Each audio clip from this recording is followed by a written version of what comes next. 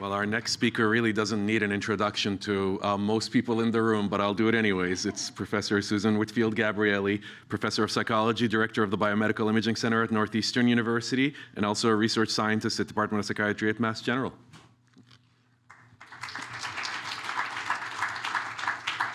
Thank you, Dos, and thanks to the organizers for organizing this fantastic symposium. It's really an honor to be here.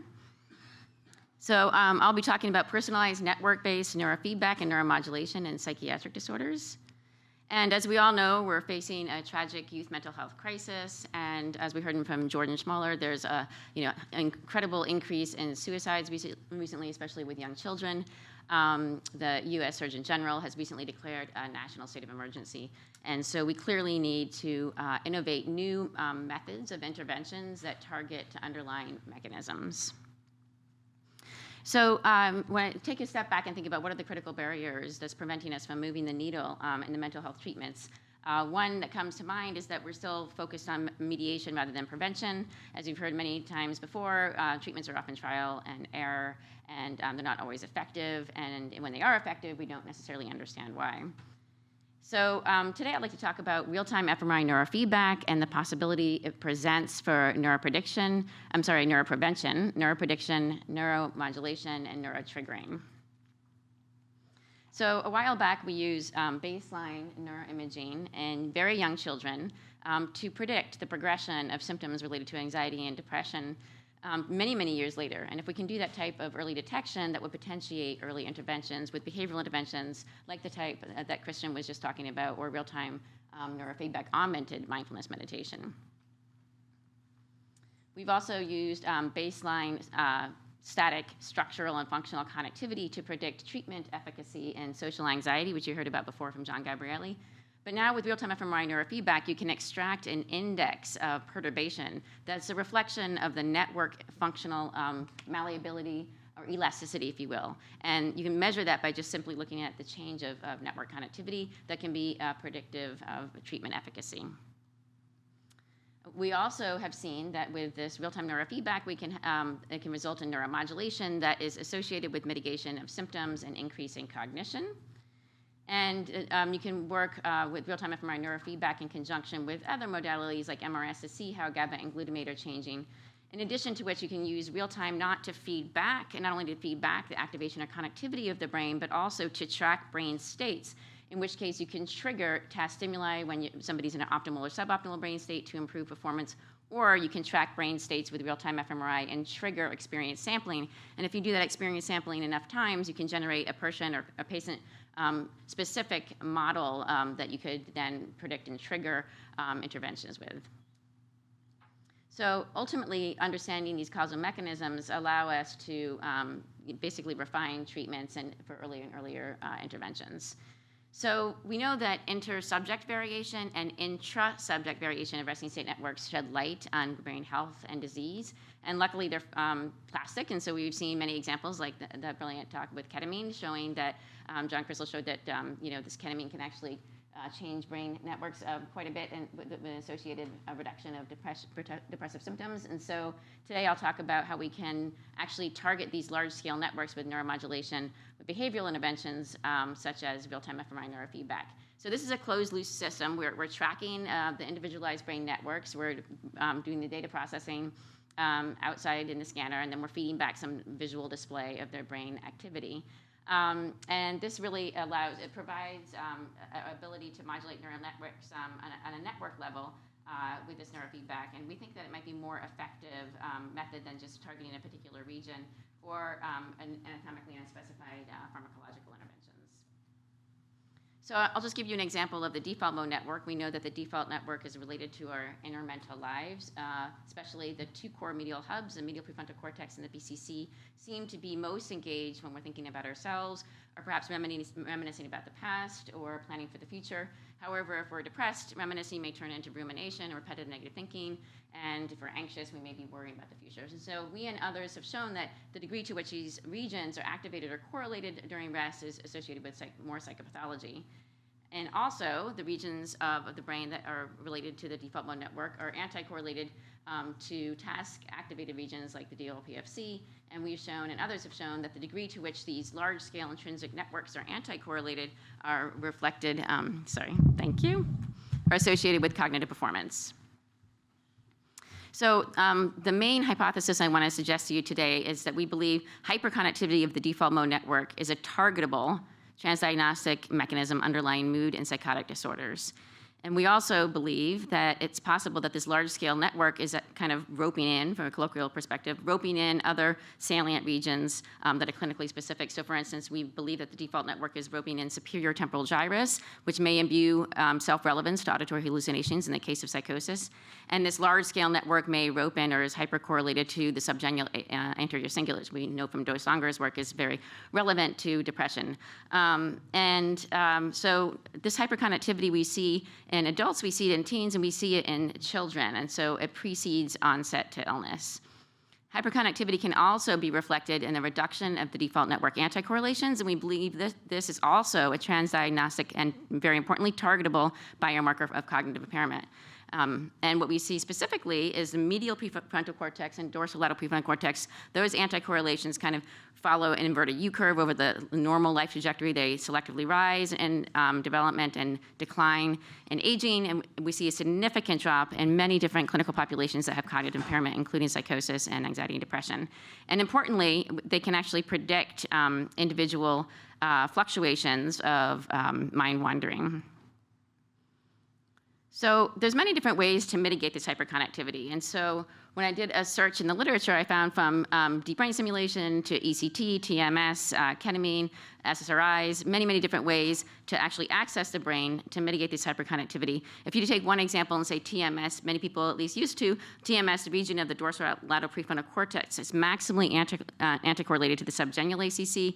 And if you look at that as a treatment target, you can also consider it possibly as a biomarker. In fact, we did see that the subgenual ACC, DLPFC connectivity actually predicts worsening of anxiety and depression in teens who are already diagnosed with anxiety and depression. It predicts worsening of anxiety and depression and also clinical onset to depression in children who are at risk for depression. And we even see this biomarker in young children, ages 7, that predict worsening of anxiety and depression 4 years later. So if we can see this biomarker in young children, why not try other behavioral interventions such as mindfulness meditation that you heard a beautiful description by Christian. So I'm not going to go over that, but it can be very helpful to mitigate stress, anxiety, and depression. And there's been a number of studies coming out in very high-profile journals showing that that is non-inferior to SSRIs and just as good, if not better, than CBT for depression. So the problem with mindfulness meditation alone is that the very people that we may want to train on mindfulness meditation may not be apt at picking it up. And so what we're doing is we're augmenting skill acquisition and utilization of this with real-time neurofeedback. And the way it works is that we have patients come in. Before we put them in the scanner, we train them to do mindfulness meditation. They go into the scanner, they do mindfulness meditation, and by the virtue of doing mindfulness meditation, they downregulate their default network, upregulate their frontal parietal control network. We convert the fMRI signal into a ball game, which you see to the right, and the goal of the game is to push the ball up into the circle on top, and that happens when you're successfully doing mindfulness meditation. And when you're starting to mind wander, the ball goes down. So as soon as you start to do mindfulness meditation, you're down-regulating the DMN and up-regulating the frontal parietal control network. The ball moves with a hop size proportional to the magnitude of the difference of those networks. Now, we're really excited about this because it seems to be a transdiagnostic intervention that we've used across clinical disorders to mitigate symptoms, such as auditory hallucinations. It's non-invasive. We target the precise networks. And I have to say that one of the things that I'm most excited about is that it really generates agency. So oftentimes, patients will come to us a little bit frustrated. They've been the recipient of all of their medications or ECT or whatever they're taking. But then when they can watch how to train their brain and tune their mind by actually being in charge of manipulating their brain networks, they get really excited. And so I think that this large-scale intervention can be used in conjunction, not only alone, but it can be used in conjunction with many different interventions, such as ketamine. So we've seen, for instance, ketamine can reduce anticorrelations. This can be used perhaps to subsequently sustain those clinical benefits. So I'll just give you two examples. In schizophrenia, we see most frequently that there's a hyperconnectivity of the default mode network in those self-reference regions, and we see that that precedes illness. We see that in young children. Then there's also this hyperconnectivity of the DMN with the superior temporal gyrus that may imbue the self-relevance to the hallucinations. And it's known that there's a high comorbidity with anxiety and depression with psychosis, and anxiety and depression is a high risk factor. Some beautiful work with Chelsea Jr. here has shown a double dissociation where the MPFC-PCC connectivity tends to go with depression and anxiety in a clinical high-risk population, while the MPFC-STG connectivity tends to go with SIPS or psychosis. So we're really targeting not just the default mode network when we do this, but we're targeting the other regions that are clinically relevant. For instance, and here's an example of what a patient is doing in the scanner. So you can see he's doing mindfulness now. He's pushing down. He's down-regulating DMN. You can see that's in the green line, and therefore he's pushing up the ball. He wants to get the ball into the yellow circle. The circle shrinks to make the task dynamically more difficult. So what we see, and when we look at the resting state networks pre and post this intervention, is a normalization of the hyperconnectivity of the MPFC and PCC. And initially, we don't see any anticorrelation, but this drives the anticorrelation between the MPFC DLPFC and MPFC dorsal ACC. We don't see this network modulation in the sham condition. Importantly, the MPFC SCG mitigation of hyperconnectivity was specifically associated with a reduction of auditory hallucinations. In depression, we know there's hyperconnectivity of the DMN, and there's also the DMN kind of ropes in the subgenual region. We know it's highly relevant for depression. We see this also in teens, and it's related to symptoms like internalization. We even see it in young kids who are not yet ill, but who have familiar risk. You can see how the self-reference nodes kind of rope in the subgenual ACC, and the degree to which they're correlated during rest is related to internalization. So when we give these teens who are afflicted with anxiety and depression the real-time neurofeedback, what you can see is these are just a very small pilot study, but each individual reduced their MPFC-PCC relative to sham, and they also reduced the MPFC subgenual ACC. They had an increase in state mindfulness. And so we're really excited about this because we think it's a transdiagnostic intervention that could be helpful across psychotic and mood disorders. So right now we have a number of clinical trials going on. With Eden Evans, we're trying to get this intervention to younger and younger children. And with Sarah Feinberg and Yair, we're trying to do this to augment DBT and the mindfulness there for borderline personality. We're also trying to scale it. So with simultaneous EEG fMRI, we might be able to scale this to the real world. And we're using it in conjunction with MRS to see if we can see this increase, what we've seen before with dose lab, of DMN anticorrelations with this intervention. And we're doing this with clinical high-risk individuals. So you might ask, well, is the neurofeedback actually augmenting anything, or is you're just looking at mindfulness? And so we're just now starting a large-scale clinical trial to look at the comparison between mindfulness and neurofeedback versus just mindfulness in teens who are afflicted with depression, to see if it augments skill acquisition and utilization. And we're also comparing it head-to-head.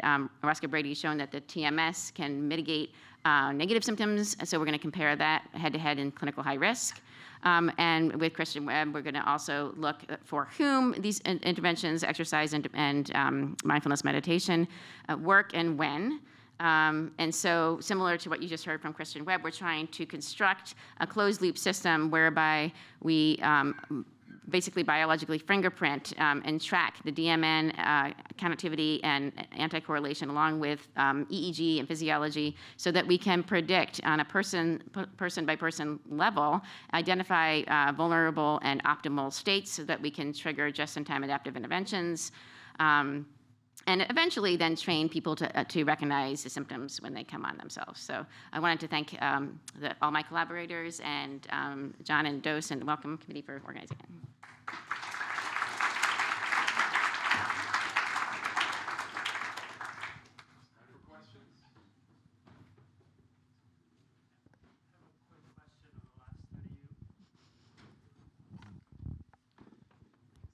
I have a quick question on the last study you presented with the exercise, are you letting the participants choose the kind of exercise they're going to do, or? So no, we're randomizing it. And we're just starting that. Thank you for that's a great question. And so we know that a lot of these exercises, we know exercise tends to reduce depressive symptoms, and mindfulness meditation does. And so, but we also know that it might not work at any particular time during different contexts. So we're trying to do for the study to look at individual differences and intra-individual variation as well.